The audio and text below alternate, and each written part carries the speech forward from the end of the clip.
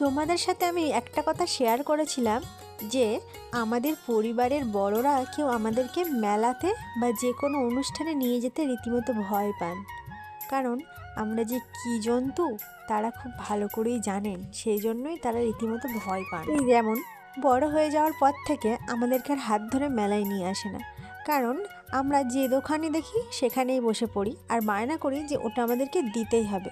তাই তারা একটা ভালো মতো প্ল্যান করে আমাদের যা যা খরচ লাগে সেই টাকাটা আমাদের মেলা দেখার জন্য দিয়ে দেয়, দিয়ে বলে যে তোরা তোদের নিজেদের মতো ঘোর, আনন্দ কর, আমাদেরকে বাবা তোদের সাথে টানিস না।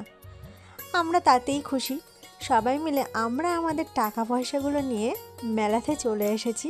আর আমি দূর থেকে এই পাপড়ি চাটের দোকানটা দেখে চলে এসেছি, কারণ মেলায় এসেছি আর আগেকার মতো খেলনা এক এক বস্তা কিনে নিয়ে যেতে না, এক এক